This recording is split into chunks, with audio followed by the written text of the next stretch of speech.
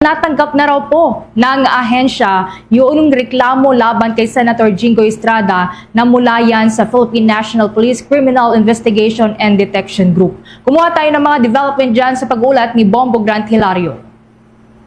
Yes, Bombo, hindi na Department of Justice na kanilang natanggap na o kinumpirmang naihain na sa tanggapan ng National Prosecution Service ang reklamo laban nito kay Senador Robin Padilla. Itong araw ay napaulat rin yung mismo yung pag-aay ng Philippine National Police Criminal Investigation and Detection Group o PNPCIDG na reklamo kontra sa nabanggit na senador. Reklamo obstruction of justice ang sinasabing sinampa ng ahensya laban sa mababatas dahil sa pagtulong umano ni Senador Padilla kay Senador Bato de la Rosa takasan ang pagsisilbi ng arrest warrant mula sa International Criminal Court.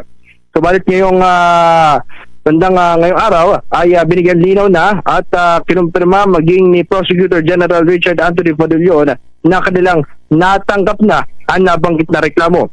Habang sa maraming payag naman ni Justice Secretary Frederick Vida, pagtitiyak na mananatiling bukas ang kaguran para sa naturang senador. Maaarihan niyang tumungo ito sa ahensya ng saguyon ay makapagbagi ng paliwanag kaugnay sa mga aligasyong kanyang kinakarap.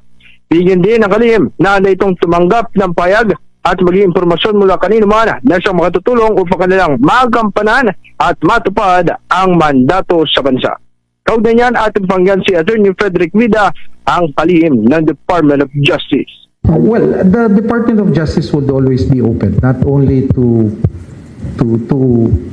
victims or Filipinos seeking redress of their grievances. We are also open to anyone who will bring in or put forward facts and information that will help us fulfill our mandate. Tandaan niyo, ang mandato ng Department of Justice, ipakulong yung dapat ipakulong at i-exonerate yung wala namang kasalanan. Pero ang basehan lang natin lahat, datos at facts. Sa kabila nito, ibinit ni Justice Secretary Vida na hindi na kailangan pang ipatawag ang senador ukol sa mapayag nito kamakilana. Ano ay sapat na mapag-amin ito sa ilang panayam hinggil sa ginawang hakbang o aksyon ng umalis si Senador Bato papalabas ng Senado. Dagdag ng kalihim dahil rito itutukoy ng prosekusyon ang pananagutan ng senador sakaling may nilabagman nitong batas matapos ang kanya mga ginawang.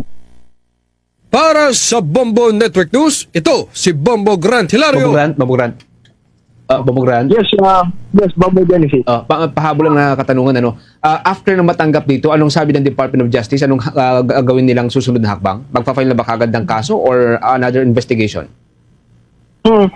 Bombo Genesis, sinasagot ng Department of Justice o wala pa silang binabagay na pakayag. Ngunit sa makarang mga proseso nila, ang mga ganito uri ng reklamo ay isa sa ilalim pa nila sa evaluasyon upang madetermina kung sinong panel prosecutors ang hawak at pagkatapos nito ay dadaan sa fact-finding at maging sa pagtukoy ng pagsailalim sa preliminary investigation. At simula sa preliminary investigation, dito ipatatawag ang lahat ng mga respondents at magkabilang kampo upang ibigay at ibahagi ang magkakapilang paniga. May nabanggit ba ang Department of Justice kung ano yung nilalaman ng reklamo?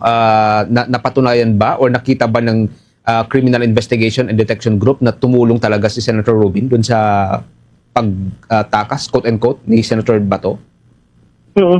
Bombo Genesis, partikular sa detalye ng naturang reklamo ay hindi na ipinahagi pa ng Department of Justice o hindi na nila itinetalye. Ngunit kung babalikan natin sa pagpapaliwanag ng Philippine National Police Criminal Investigation and Detection Group, kanilang sinabi na patungkol ito sa kanilang investigasyon na umano yung pagtulong ni Senador Robin Padilla para makatakas si Senador Bato sa loob ng Senado. Bombo Genesis. Ewan ko kung may connection, pero dati nang sinabi rin ng Criminal Investigation and Detection Group na iniimbestigahan din nila yung connection sa pagitan ng pagtakas at nung naunang barilan. And then may report tayo ngayon na parang connected daw itong dalawa.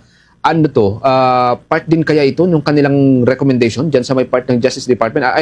Nabanggit mo nga kanina na hindi ba isa na sa publiko, pero anong natanggap mong usapin dyan or mga information dyan? Part ba ito ng posibleng ni-recommended nila dyan? Bombo Genesis, particular doon sa detalye ay bigo pa magbahagi ang Department of Justice particular na impormasyon dito. Ngunit sa ating pagtatanong at pag ating antabay dito sa Department of Justice, ang kanilang ibinahagi ay yung mga pahayag at yung mga kamakailan na panayam na Senador Robin Padilla sa publiko o sa media ay sinusuri na ng Special Panel of Prosecutors. Kung babalikan din natin, Bombo Genesis, itong Panel of Prosecutors, ito yung binuo ng Department of Justice na isinulong ni Justice Secretary Vida upang tutukan yung investigasyon. Anya, yung mga pahayag ay sapat na upang matukoy kung may pananagutan ang senador. Bombo Genesis. Pero walang mga leaked information doon sa medyo pinupush natin to kasi ito yung naunang statement ng Philippine National Police yung connection in between the two.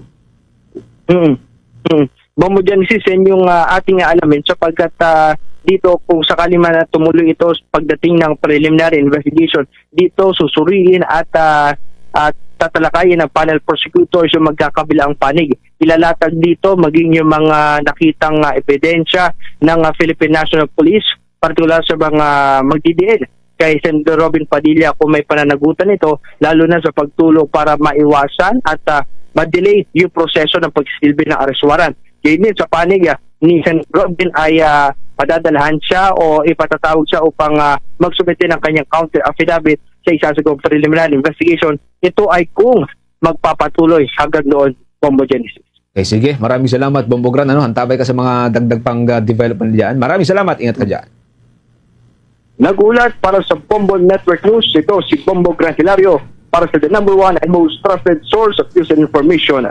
Basta Radio, Bombo! For the most trusted source of news and information, visit our website at www.bomboradio.com. Follow us on Bombo Radio mobile app, Facebook, YouTube, TikTok, and X, formerly Twitter. Like, share, and stay connected. Anytime, anywhere.